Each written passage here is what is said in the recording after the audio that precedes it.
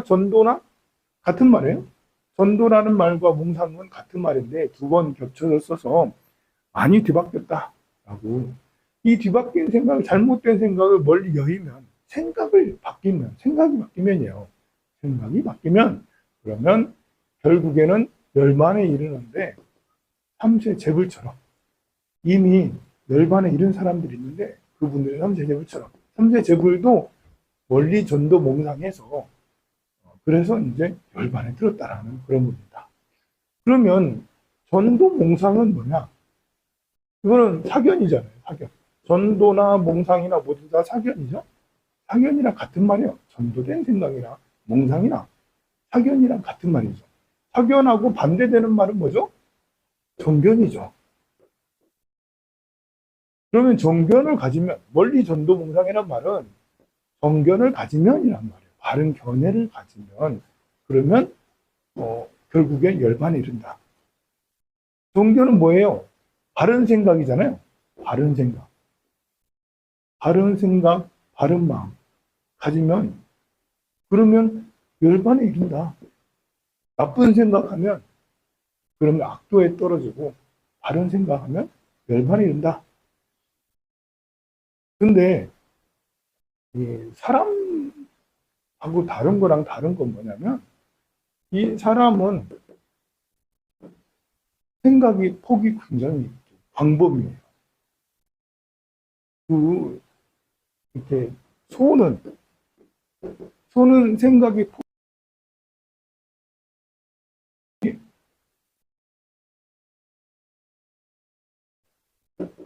선이지도 않아요. 생각의 폭이 둘 다 아니에요. 요 사이, 극악과 극선, 그 가운데 여기에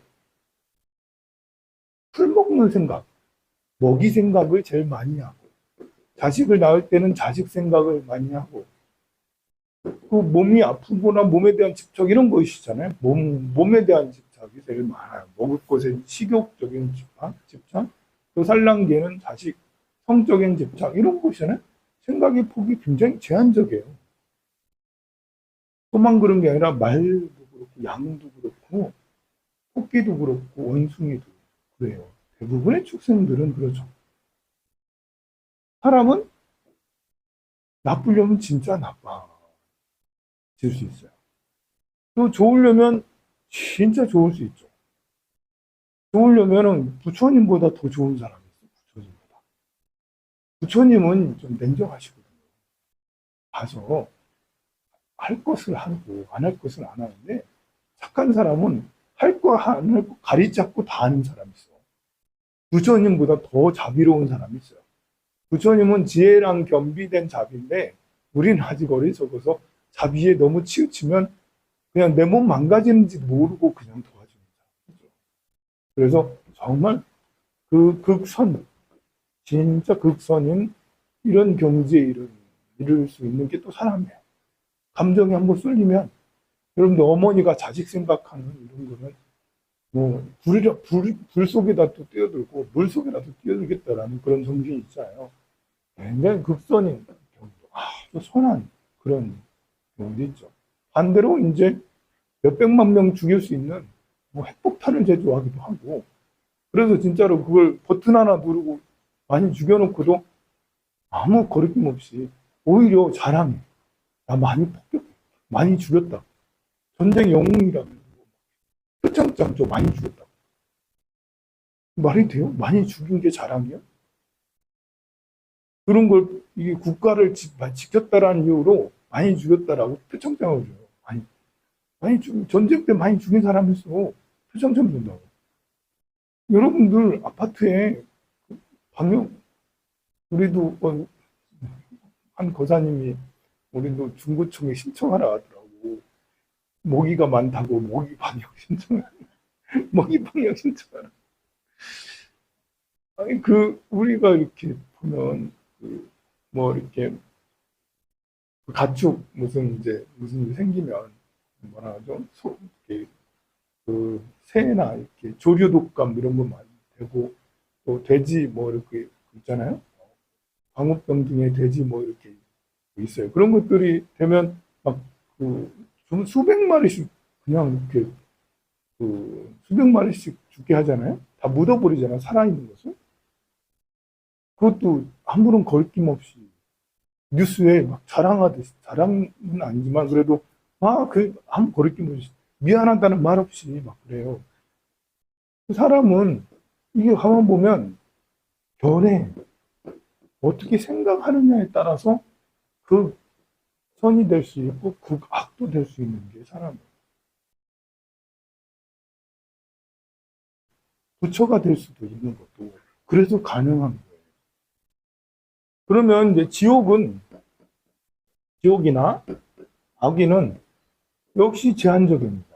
지옥에 태어나도 극악이나 극선을 저지르지 않아요. 일단 지옥은 바보 받느라고 딴 생각을 할 수가 없어요.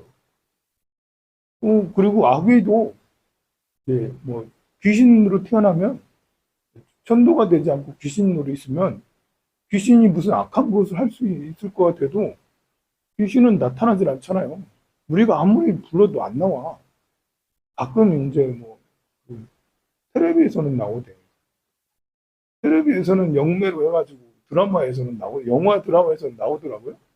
비궁 이런 데 보면 막 나오잖아요. 비궁 끝나서 너무 아쉽긴 한데 1년 내내 하면 안 되나 비궁?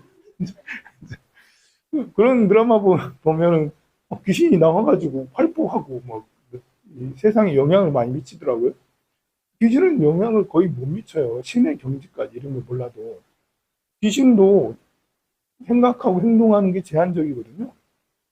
그런데 이제 그럼 천상에 태어나면 내가 천상에 태어나서 천인이 되었다. 그러면 천인은 생각을 악하게 하냐? 천인도 생각이 제한적이에요. 천인은 대체로 그냥 복을 누리는 것이지 않습니까?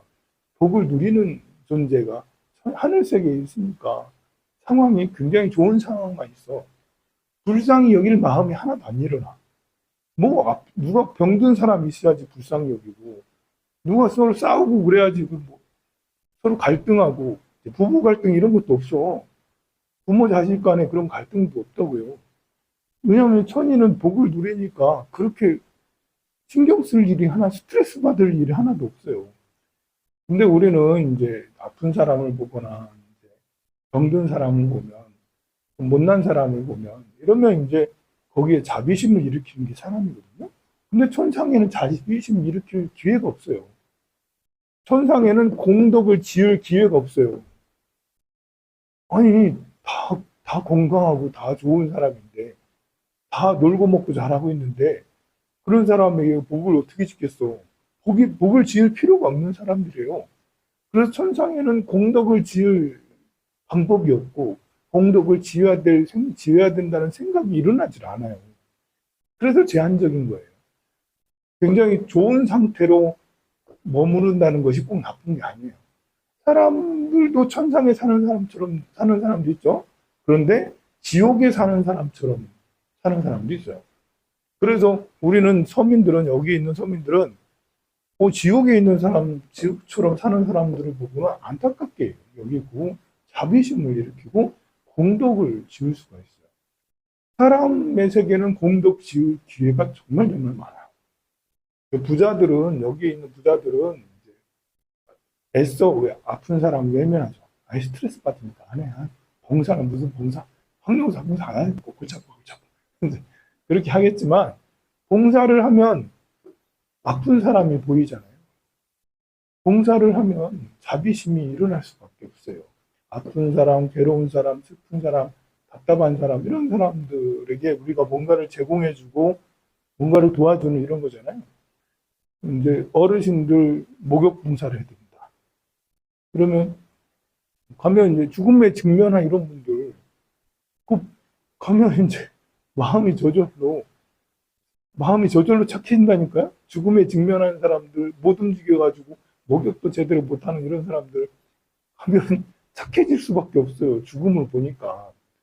그런데 그 사람들 중에서도 이렇게 복이 많은 사람들은 안 해. 돈 주고 시키지 뭐 하려고 그렇게 하냐. 내가 뭐 하려고 그런 봉사해.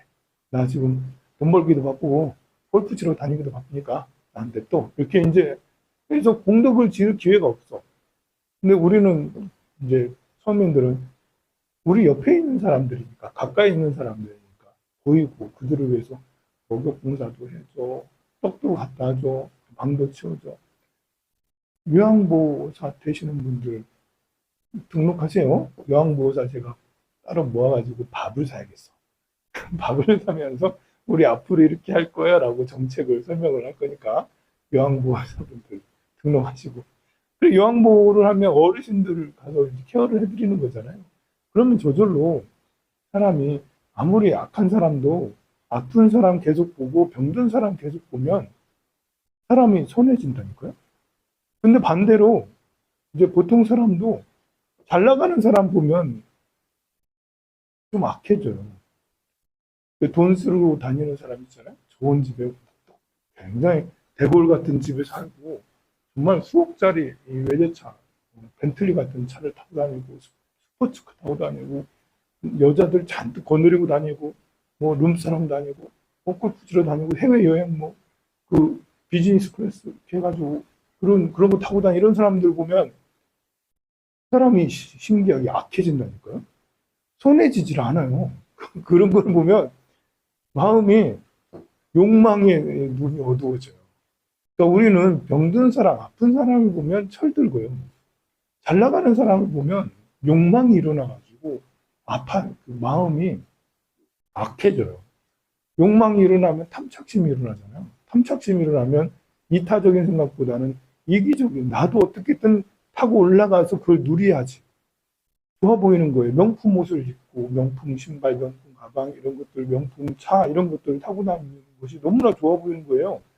실제로 그렇잖아요. 그분들하고 같이 이렇게 그런 타고 다니는 거 보면, 그런 사람이 옆에 있으면, 말로는, 에이, 저, 이렇게 얘기하지만 속으로, 나도 좀 저랬으면 좋겠다. 난 언제 저랬대나. 부모 잘못 만난다. 남편 잘못 만난다. 뭐 이러면서 신세한탄한다니까요. 남 탓하고 내 자기 자신을 자존감이 팍 떨어져요. 그러면서 이제 어떻게든 나도 저렇게 되리라 이러면서 타고 올라가려고 별짓을 다 하게 돼. 나중에 도둑질을 서슴지 않게 하게 되고요. 그리고 남을 짓밟는 일을 서슴지 않게 아무 양심의 거리낌 없이 하게 되는 게 잘난 사람들하고 같이 있으면 그렇게 돼요.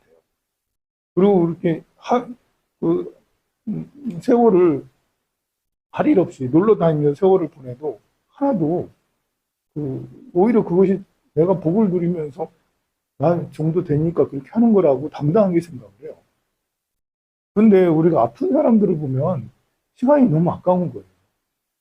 내가 하나라도 더 배우고 하나라도 더 알아서 내가 조금 더 마음이 넓어야지, 또 더 자비로워야지, 그러면서 부처님 법문 더 공부해야지, 죽기 전에 좀 뭘 깨우치고 죽어야지.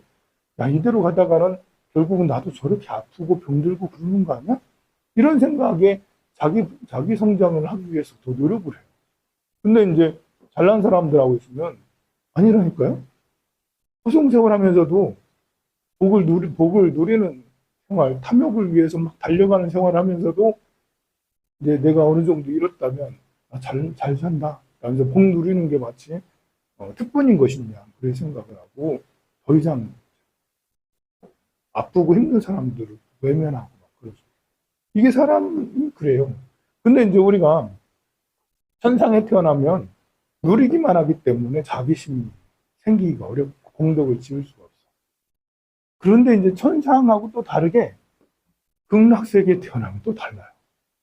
극락세계에 태어난 극락의 세계의 대표적 주자가 누구예요? 극락세계의 대표적 주자는 관세음보살이잖아요. 관세음보살님은 천상의 이 천연보다도 능력이 더 대단해서 그런지 손이 천개고 눈이 천개래요. 이게 좋은 것 같아도 이게 참 난감한 게 이 관세음보살님은 다 들어. 귀가 천개니까. 그래서 제가 관세음보살님 저 배 아프거든요. 약 좀 주세요 이러면 온다니까. 관세음보살님으로 태어나 여러분들이 다음 시에 관세음보살로 태어나면 바빠가지고 눈도 많고 귀도 많고 해가지고 안 다니는 곳이 없어. 전 세계에 전 삼천대천 세계를 다 다니면서 부르는 사람한테 다 가. 관세음보살 누가 부르겠어요. 여러분들 살면서 힘들 때 관세음보살 간절하잖아요. 내가 너무 어떤 나락에 떨어졌을 때, 돈이 막 부족해서 몸이 막 죽어나갈 때, 뭐 불이 났을 때, 물난리가 났을 때 정말 간절하게 관세음보살 막 이렇게 하거든요. 관세음보살은 태어나면 보살의 뇌 구조, 신체 구조는 그냥 보살행을 할 수 있게 저절로 태어났어요. 태어나는 신체 구조가 그래. 그냥 관세음보살로 여러분이 태어나면 그냥 보살행을 안 할 수가 없어.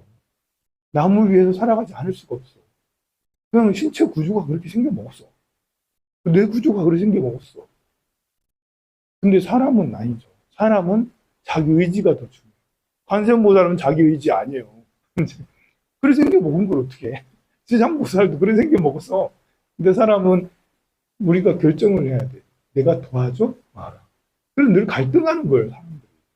이 자기 결정권이 있다라는 게 좋을 때도 있고 나쁠 때도 있는 거예요. 내가 확신이 서 있지 않을 때는 늘 고민하는 거예요. 이 아들 어디까지 도와줘야 돼? 돈을 어디까지 모아야 돼? 지금 투자해 마라? 아니면 지금 뭐 기부해 마라? 지금 그 등을 올려 마라? 설판제자 해 마라? 이런 것들을 고민하는 거예요. 내가 이런 말을 충고를 해줄까 말까 이런 거 고민하잖아요. 사람은 아직 확신이 서 있지 않고 의심이 많기 때문에 계속 내부 갈등이 굉장히 커요. 항상 그 갈등 속에 있어. 그러나 관세음보살님은 태어날 때부터 그냥 관세음보살로 딱 되면 여러분들이 죽으면 관세음보살 될 수도 있어요. 여기 중에 3명 정도는 관세음보살 될 수 있을 것 같은데 3명 정도는 딱 관세음보살 될 것 같아요. 이게 말까? 2명은 지옥 갑니다. 자, 그래가지고 이제 관세음보살 여러분들이 죽고 난 다음에 관세음보살이 되면 그냥 그날부터 그냥 바꾼 거예요. 정생 제도를 위해서. 그건 타고난 것이 그렇게 타고났기 때문에 그렇고.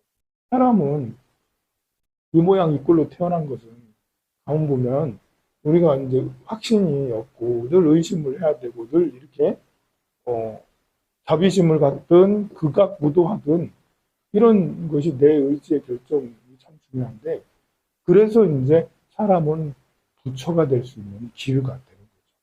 관세음보살은 그냥 지옥에 있다 관세음보살 되는 거 아니거든요. 천상에 있다 관세음보살 되는 거 아니에요. 우리가 생각할 때는 천상에 있다 관세음보살 될 것 같지. 관세음보살은 자비의 화신 아닙니까? 천상은 자비로울 수가 없다니까요. 누리는 곳이라니까요. 관세음보살이 되려면 사람으로 있어야지 관세음보살 할 수가 있어요. 사람의 과정을 거쳐서 최상의 자비심, 최상의 지혜를 얻어야지 그 다음에 그런 몸으로 태어나게 되는 거예요. 근데 그래서 사람의 몸이 귀중하는 거예요. 부처도 내가 다음 생에 부처가 된, 천상에서는 부처가 나올 수가 없어요. 복을 누리기만 한 곳이잖아요. 공덕을 지을 생각, 남을 생각하는 곳이 아니라고. 근데 사람만이 부처가 될 수 있는 그 상태가 될 수가 있다고. 관세음보살이 되는 원리랑 똑같은 거예요. 부처가 되거나 관세음보살이 되거나 지장보살이 되는 것도 사람만이 할 수가 있는 거예요.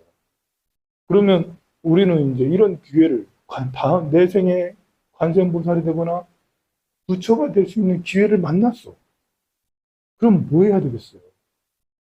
여러분들이 복 많은 사람 꽁무니 쫓아다니면서 나도 좀 같이 권력이나 재력을 누리면서 살아갈까? 그 권력이나 재력을 가질까? 이럴 필요 없어요. 그거는 짐승같이 사는 거랑 똑같아요. 지옥에 가겠다는 거랑 똑같아요. 그러지 말고 요양보 사세요.